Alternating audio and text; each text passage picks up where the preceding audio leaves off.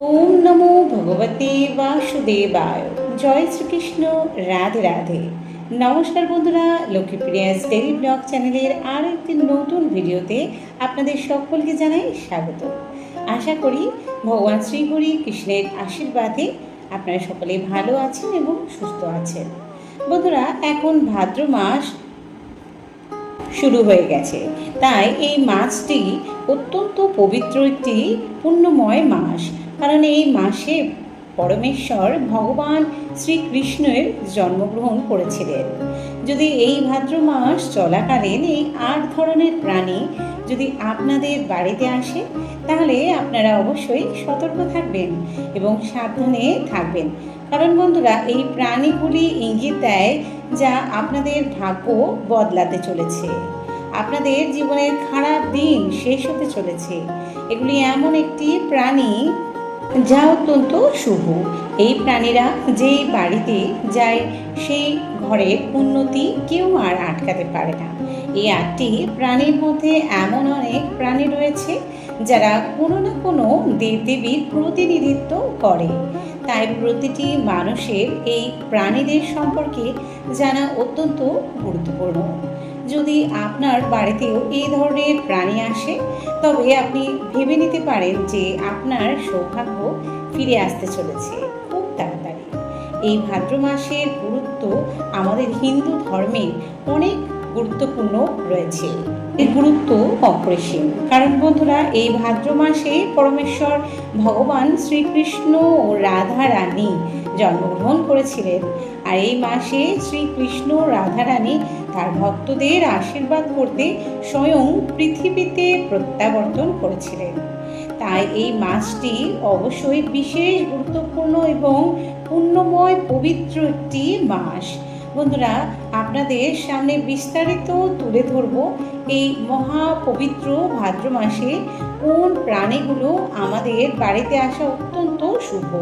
তাই আপনাদের কাছে অনুরোধ, অবশ্যই ভিডিওটি শুরু থেকে শেষ পর্যন্ত স্কিপ না করে দেখতে থাকুন। আশা করি এই ভিডিও থেকে আপনি অনেক বেশি উপকৃত এবং সমৃদ্ধ হতে পারবেন।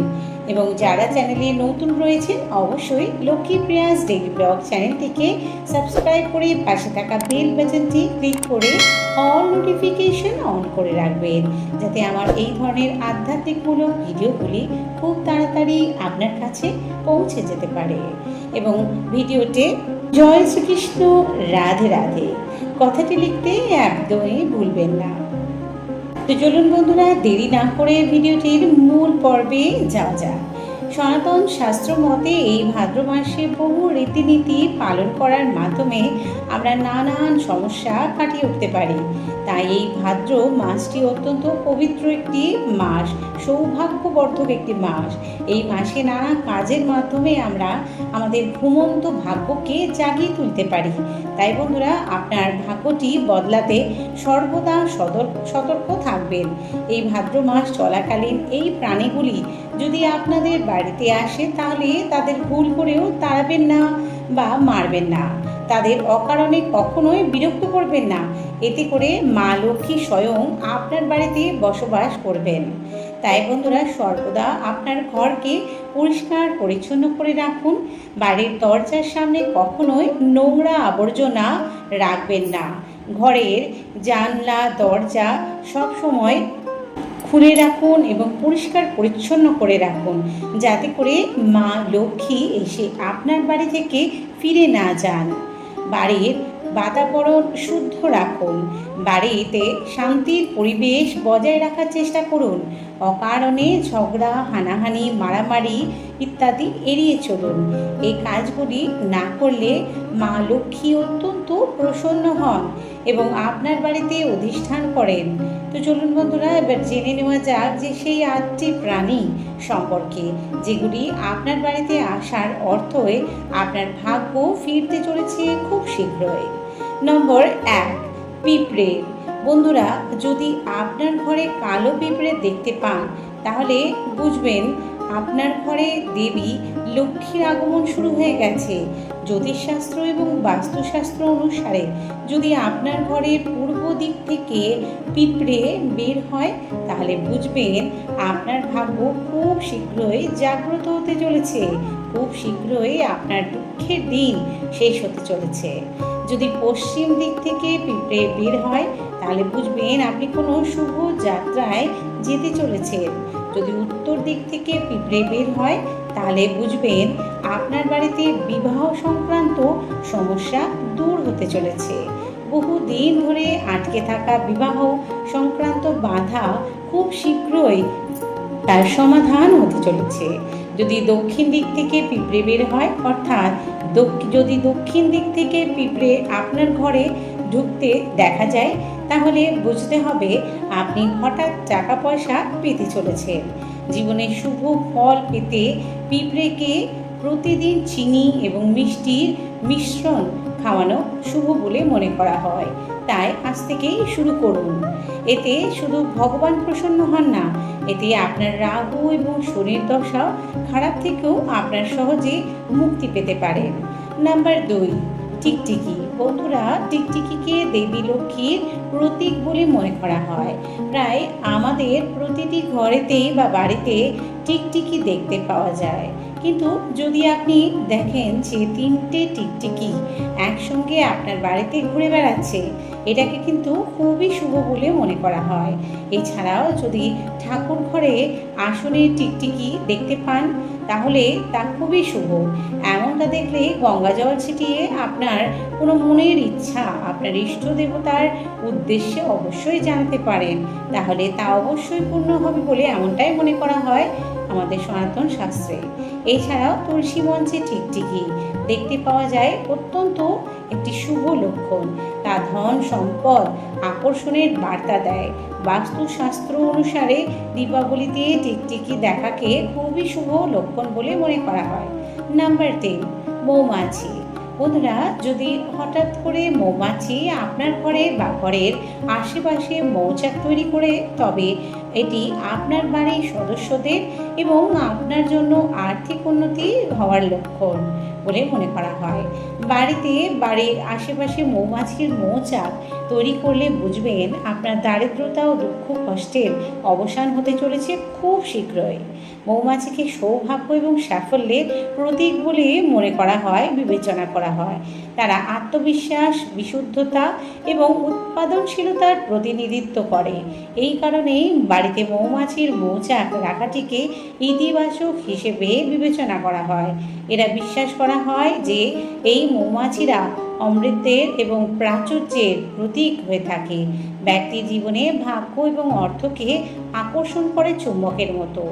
নাম্বার 4, প্রজাপতি। বন্ধুরা, যখন কোনো বাড়িতে প্রজাপতি আসে, এটি অনেক শুভ লক্ষণ বলে মনে করা হয়।